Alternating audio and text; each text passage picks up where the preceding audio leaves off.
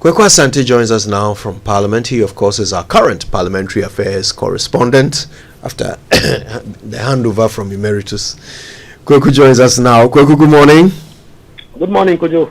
Yeah, I mean, I wish I was there. I wish I could see. But thank God you are there and you could tell us how things are shaping up for this morning. Kojo, I think you should have been here, and I think you would have had a lot of words to describe the situation. In fact, right in front of me are 5 soldiers with a sniff dog who have been sniffing around the entire precincts of Parliament. And for those of you listening, this parliamentary sitting, since the House reconvened last week, has been held at the dome of the Accra International Conference Center. That is where the sittings have been held. The dome has been turned into a makeshift parliamentary chamber. And so 5 soldiers in front of me, there are about 6 others who are also all around the place inside the chamber trying to make sure that everything is in order. In fact, that is not the normal occurrence in Parliament.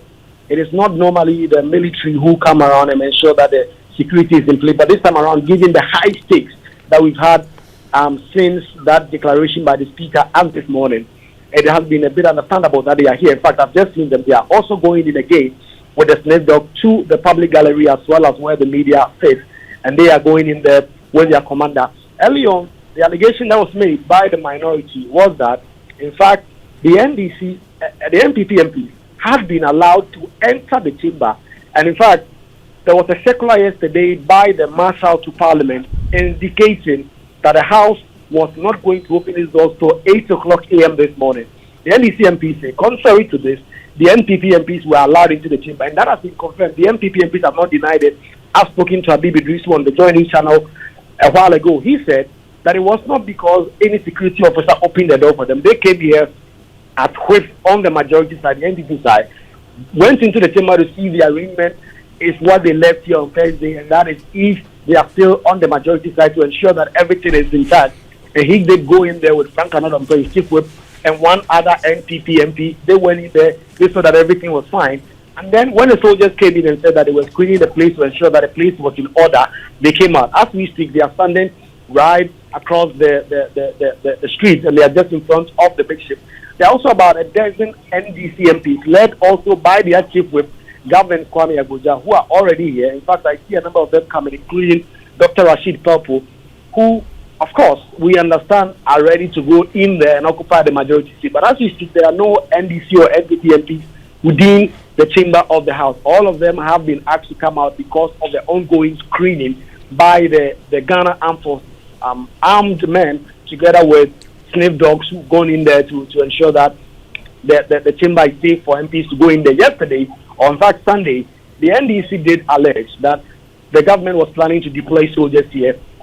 Already this morning, there are soldiers here. It is not clear they are going to be here throughout the city, or just like they've done this morning, they are going to use the slave dogs to check the precincts and then they will leave. That is the situation, as Kiko Juyang said, with both sides really ready to go in there and occupy the majority side, which will set the stage for the chaos like we saw on the midnight on the 7th of January 2021 when Alban Bagbin was elected Speaker of Parliament. Wow. Right. So, so far, what we're seeing are military officers and sniffer dogs. Any signs of the marshals? No, the Marshal Department, the other officers of the Marshal Department are here. The Marshal himself is not here. Neither are his 2 deputies. They have not been here this morning since I've been here around 10 a.m. They have not been here. But the Marshal officers are here. There are a number of police officers who are also here, as well as the military. In fact, the security situation has been tightened really much. As soon as you enter from the conference center, you will see a roadblock manned by a couple of police officers who blocked that space completely. And so when you come in there, they will check your ID. They will ensure that you have to be here. Already, today, the public gallery has been closed to the public. It means no member of the public who is not a journalist or a staff of Parliament can come here. And so that is part of the measures that have been put in place for what have been expected to be a really chaotic setting today. So when you come in there, you see that roadblock. And when you come close to it, you see a few more policemen. You see a few other military men who are also with their sniff dogs outside the Chamber of Parliament. There is also a number of sniff dogs with military men who have also gone into the chamber as we speak now. Then a number of NPP and NDC MPs who are already standing outside, waiting for the chamber to open. Then they will all go in and occupy the seats that they wish to occupy. If anything that I'm seeing here is to go by, we have 3 NPP MPs here, Frank Another 20 from Sam Adwajiri. You also have Habib Idrisu, MP for Tolon, and then the Deputy Energy Minister and MP from Poho, John Abam Sani, Kojoya, Winston was very good friend. 3 of that NPP MPs already here, right in front of the chamber. And then there are about a dozen other NDC MPs, 12 of them, who are also standing right in front of the chamber. And so when the Parliament chamber is open, we would expect that all of them will go in there and try and occupy the majority seats of the House. We understand more NPP MPs and more NDC MPs will come. And it will clearly be a battle of the fittest if none of them drop their entrenched position to go in there and occupy the majority seat. It's currently 3 against about 12 on the NDC side. Wow. Now, Kwaku, do we know on whose instruction the military is present in Parliament today? Well, in fact, I did go close to the person who seemed to be commanding a military officer. He's also a military man. He did not speak to me. In fact, I was live on TV. I beckoned him a little bit and they wanted to ask him a few questions. He will not answer any questions to me. In fact, some of the minority MPs have also been asking and demanding the same, and they say they've not been given any answers as to what exactly is being done. I only heard this commanding officer telling one NDC MP that this is an arrangement that we have with Parliament to do this.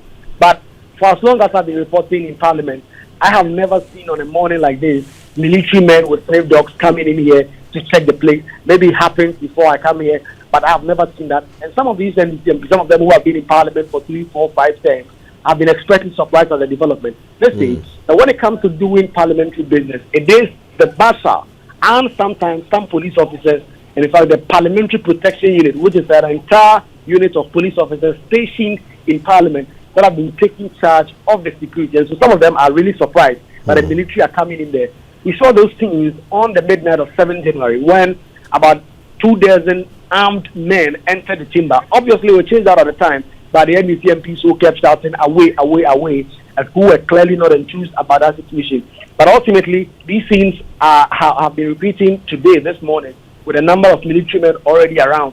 We do not know if they will only do this briefing exercise and leave, or they are going to stay for the long haul. I see a military vehicle. I see National Dog Academy, Ghana Police, Ghana Military Police. They station right at the entrance of the chamber. There is another military vehicle with a 1 star on it. It's also stationed right in front of the chamber. So 2 military cars right here, a number of military officers, some of them inside, some of them outside. We are yet to get some answers, and we'll be seeking to get them when the Master to Parliament himself come in here. What exactly has necessitated this? Are they aware of the coming of the military? Are they the ones who commissioned the military to be here? Also, just gone by, I've just seen one of the advanced vehicles of the Speaker of Parliament come in. The security detail of the Speaker of Parliament. They really came in about a while ago with a Land Cruiser. They've also now just left. They just came to survey the place for about a minute or two, and then just immediately drove out of the chamber. We expect sitting to start very early today. Fingers are closed around the Speaker's office as to what exactly the Speaker may be intending to do. Yesterday, he did post a cryptic message on social media that Ghana is bigger than any institution or any other person. It is really left to interpretation. But what exactly will the Speaker of Parliament be willing to do this morning when he comes in? That is something that he is keeping very close to his chest. Officers around him are not willing to give out any information, Kojo. It's a very tensious situation in local slang that some would say. It's really the tensions. You can feel them palpable on the faces of the MPs. You can see them. They just don't even want to talk to each other. They are standing very close, like about 12 meters distance between the NDC and MPs, but they are not communicating. They are not talking to each other. They are just occasionally throwing jabs through the air to each other.